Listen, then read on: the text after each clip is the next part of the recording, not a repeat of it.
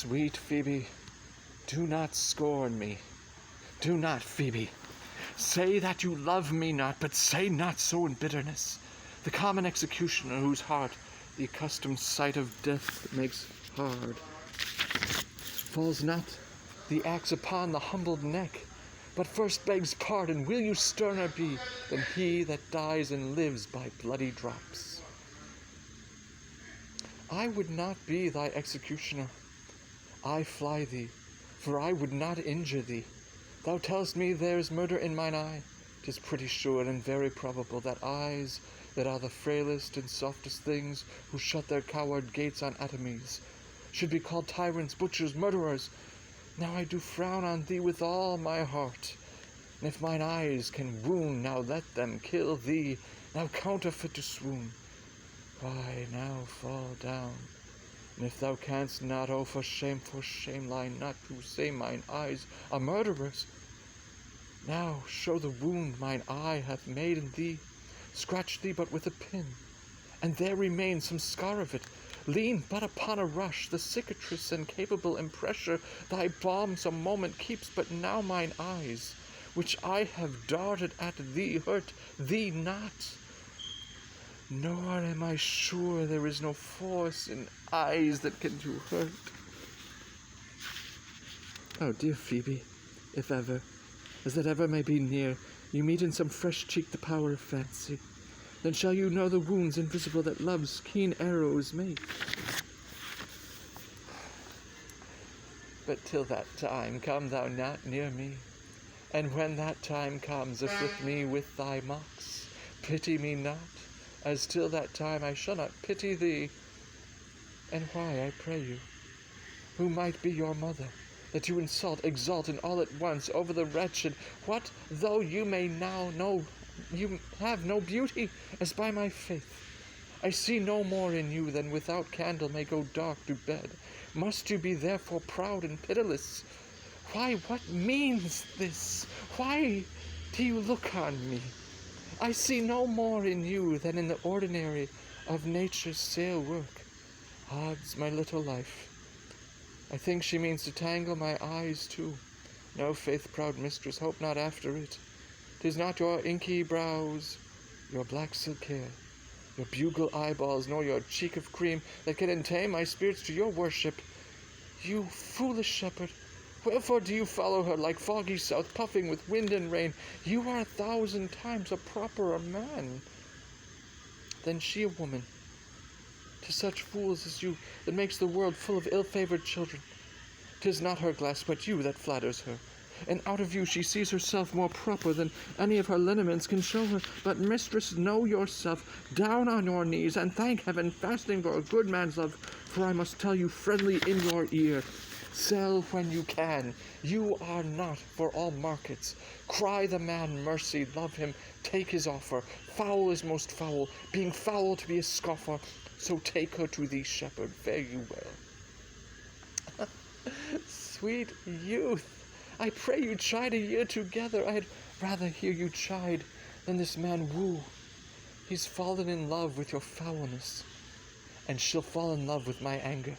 If it be so, as fast as she answers thee with frowning looks, I'll sauce her with bitter words. Why look you so upon me? For no ill will I bear you. I pray you do not fall in love with me, for I am falser than vows made in wine. Besides, I like you not. If you will know my house, 'tis at the tuft of olives here hard by. Will you go, sister? Shepherd, ply her heart. Come, sister shepherdess, look on him better, and be not proud. Though all the world could see, none could be so abused in sight as he. Come, to our flock. Dead shepherd, now I find thy soul of might. Whoever loved that loved not at first sight. Sweet Phoebe. Ha! What sayest thou, Silvius? Sweet Phoebe, pity me. Why, I am sorry for thee, gentle Silvius. Wherever sorrow is, relief would be. If you do sorrow at my grief in love, by giving love your sorrow and my grief were both extermined. Thou hast my love.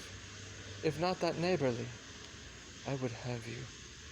Why, that were covetousness, Silvius. The time was that I hated thee, And yet it is not that I bear thee love, but since that thou canst talk of love so well, thy company, which erst was irksome to me, I will endure, and I'll employ thee too, but do not look for further recompense than thine own gladness that thou art employed.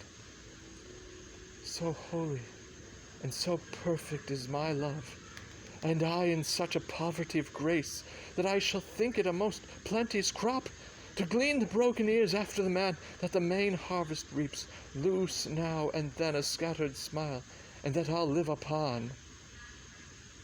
Knowest thou the youth that spoke to me erstwhile?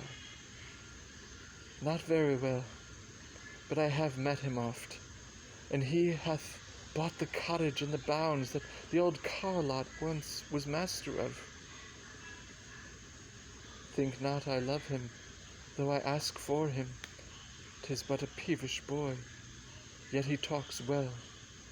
But what care I for words? Yet words do well. When he that speaks them pleases those that hear, it is a pretty youth, not very pretty, but sure he's proud, and yet his pride becomes him. He'll make a proper man. The best thing in him is his complexion, and faster than his tongue did make offence, his eye did heal it up. He is not very tall, yet for his years he's tall. His leg is but so-so, and yet 'tis well. There was a pretty redness in his lip, a little riper than most lusty red, than that mixed in his cheek. 'Twas just the difference betwixt the constant red and mingled damask. There be some women, Silvius, had they marked him in parcels as I did, would have gone near to fall in love with him. But for my part I love him not, nor hate him not, and yet I have more cause to hate him than to love him. For what had he to do to chide at me? He said mine eyes were black and my hair black, and now I'm remembered, scorned at me. I marvel why I answered not again, but that's all one. Omittance is no quittance. I'll write to him a very taunting letter, and thou shalt bear it, wilt thou, Silvius? Phoebe, with all my heart. I'll write it straight. The matter's in my head and in my heart. I will be bitter with him in passing short. Go with me, Silvius.